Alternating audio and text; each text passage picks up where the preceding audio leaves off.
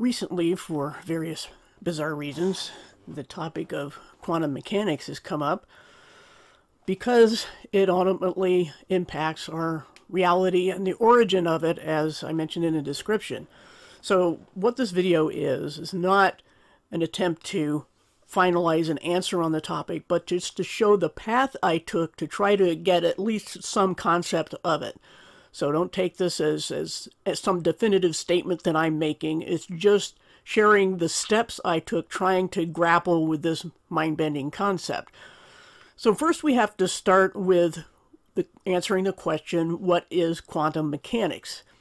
It's simply the branch of physics relating to very small things. Quantum is another name really for particle, which in my understanding is actually a field of electrons and positrons, because everything in the universe seems to boil down to electric charges, positive or negative. But quantum mechanics is more about the probability of the location of a particle or quantum than empirical science as we know it. As one physicist put it, attributed to Richard Feynman, whatever, I think I can safely say that nobody understands quantum mechanics. I certainly don't pretend to understand it, and I'm pretty sure nobody else really does either, but we can at least try to grasp the topic. And the reason it's so hard to understand is because when you get down to the end of it, if there is an end, it tends to blur the boundary between the natural and the supernatural, the physical and the spiritual. By observation, we know that physical systems break down. Without outside influence, they decay from order to chaos and complexity to simplicity. So the physical natural realm cannot account for its own origin or continuing existence, since it requires outside influence to be sustained. And what is outside the physical realm? Intended or not, the study of quantum mechanics is, in my opinion, the examination of the interface between the natural and the supernatural. Much the way I believe that the brain is an interface between those two things, because the brain itself never can explain how and why it originates thoughts that are anything but random. Because if it is just a product of chemical, electrical interactions, then how can we ever have coherent thoughts?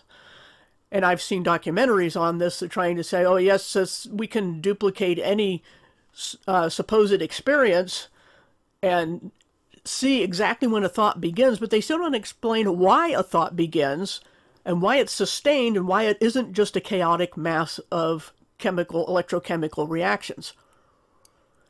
So for this issue, though, we're not going to do biology. For this video, we're going to start with a look at light on the quantum level, because most people think of quantum mechanics and those sorts of experiments having to do with light, but light is just one form of electromagnetic radiation.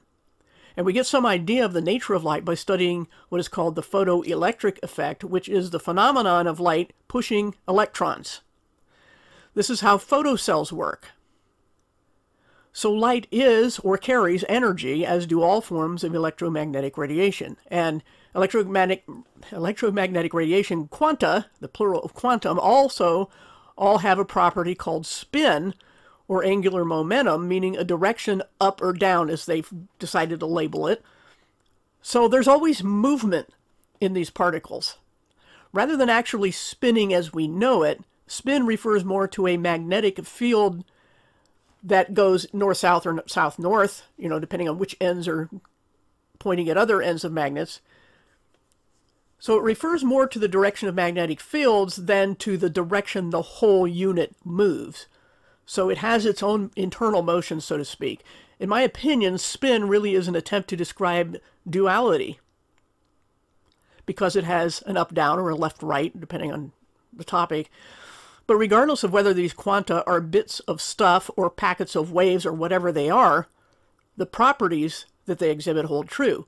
Motion and magnetism are fundamental characteristics of our physical realm. So when we're told that light has the properties of both waves and particles, we shouldn't jump to the conclusion that they're both at the same time.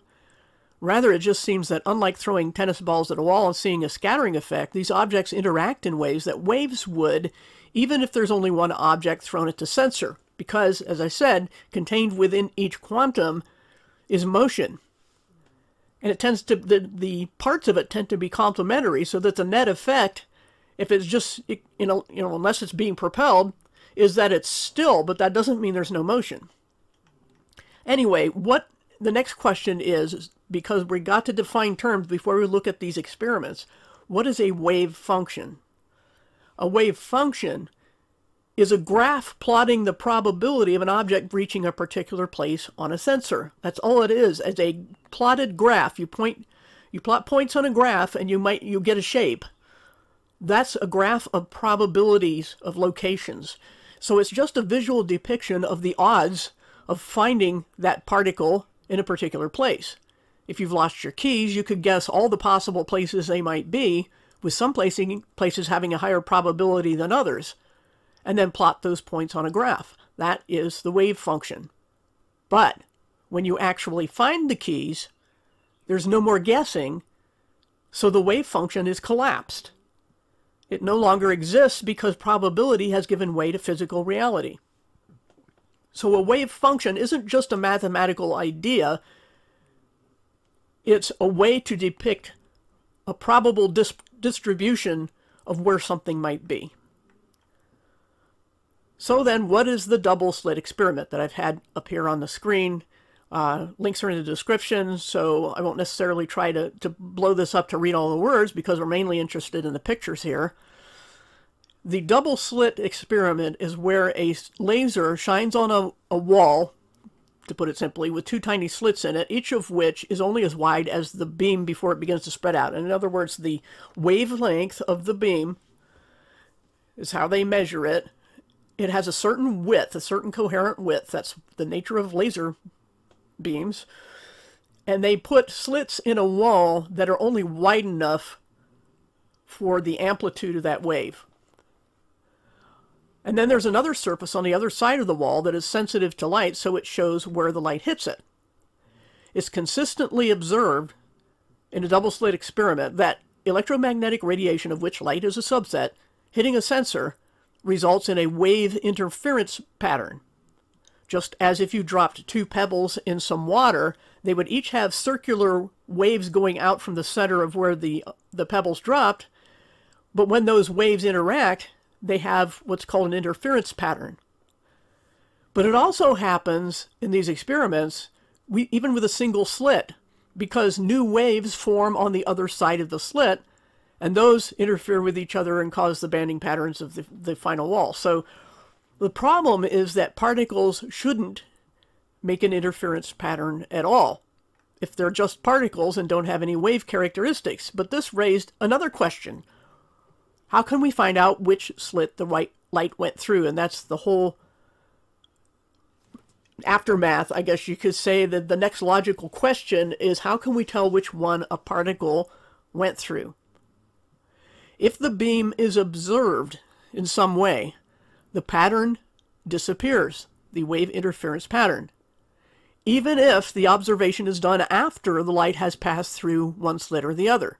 Observation was interfering with whatever made particles result in patterns. So a more sophisticated experiment was needed in order to determine which slit the light went through without interfering with the process. So there's this thing called a delayed choice experiment. This experiment is set up to show which slit the light went through by observing whether the result is an interference pattern. We don't know which slit it was because, remember, that's just a probability graph, or piles of particles in line with each slit. In other words, if you threw tennis balls through an opening in a wall, next to somebody else is doing the same through another opening in the wall, you will get two very heavily concentrated points with some various, little bit of variation, but not a wave interference pattern.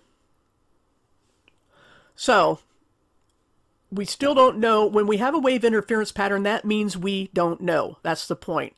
A wave interference pattern, a wave function, means we don't know. We know the probabilities, but we don't know the actualities. So, we have the usual, as the double-slit experiment, And there's a half-decent graphic there. We have the usual back wall where we normally detect the interference pattern, but we don't know which slit the white light went through. But as an alternative, we also have two detectors that only look at one slit each. So they call these telescopes here. These are little cylinders, which each cylinder should only see a pile, is what their point is here. But the wall sees the wave interference pattern, the probability pattern, because by the fact that you have a probability means you don't actually know.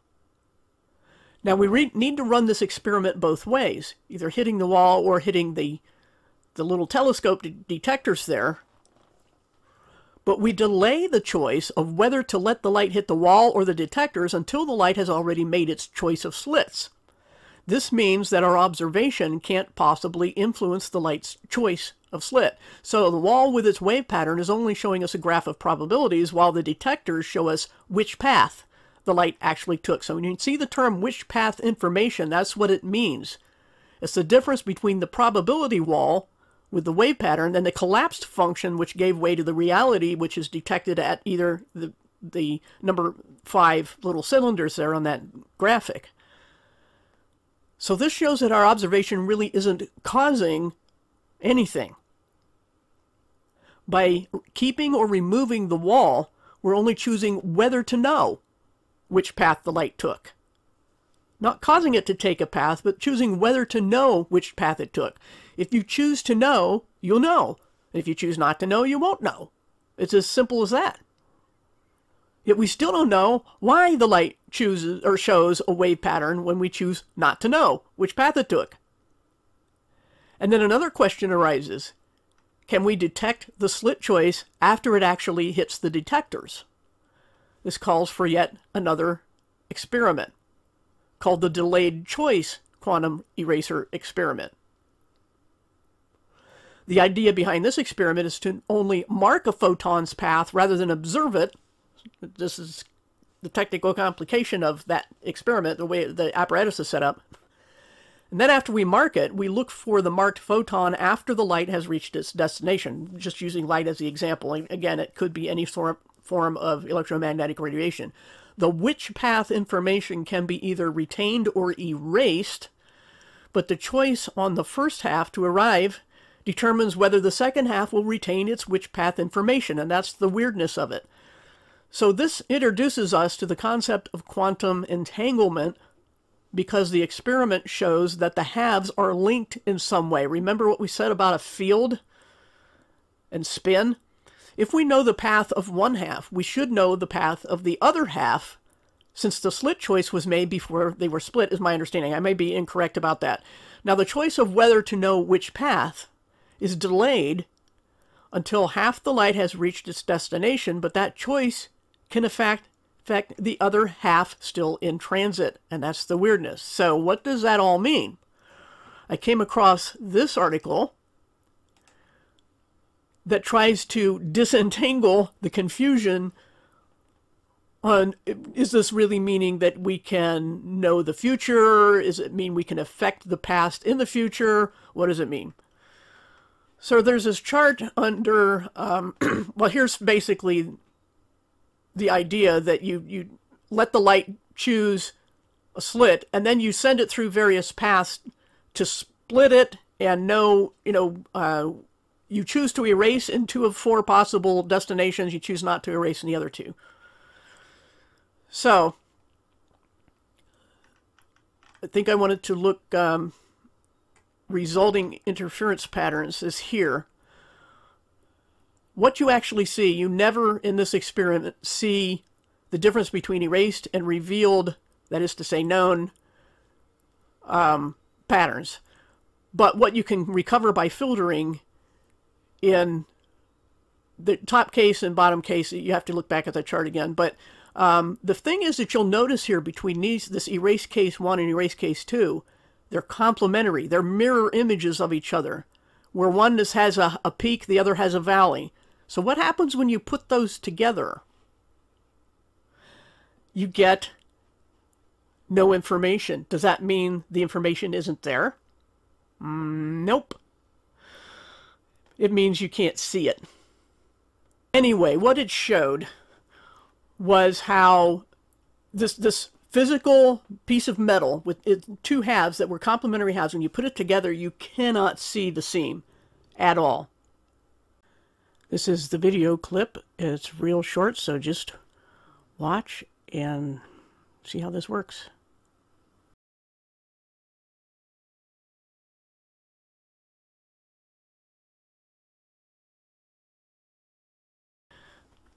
So this, you get the idea. If you were to put erase case 1 at the top and erase case 2 together, you know, turn them facing each other and put them together, you would see this. Even in the revealed, you would see this because they complement each other. They're mirror image. So the erased case results in a complementary interference pattern, which when recombined cancel each other out, and the result is that there's no pattern, which is what we see when we know which path. The pattern goes away because we have physical reality observation rather than mere probability.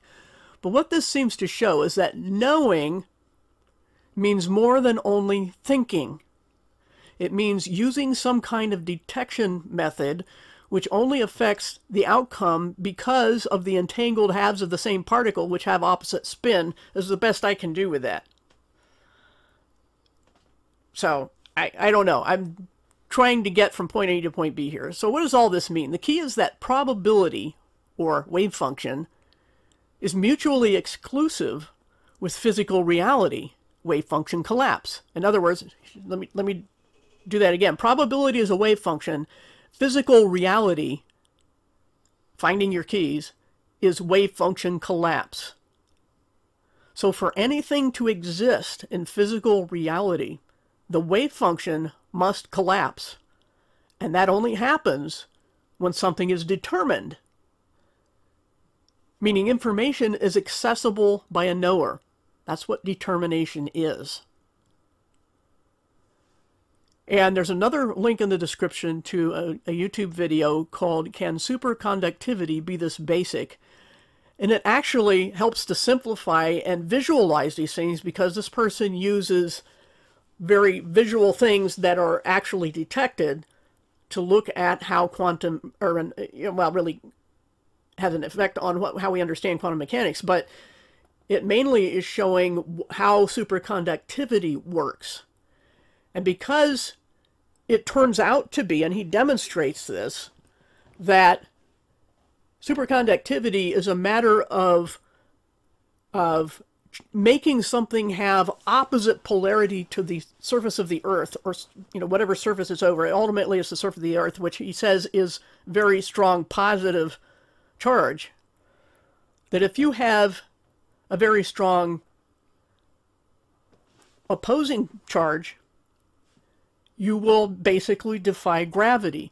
And so pressure gradients, such as we find in the atmosphere, could be understood, if this is all correct, as varying degrees of charges opposing the Earth's charge, which is to say a negative charge. If the Earth is a positive charge, then everything that falls doesn't have enough equal opposite positive charge to be suspended. So it's pulled in the way magnets pull together, not because mass attracts mass, but because positive attracts negative.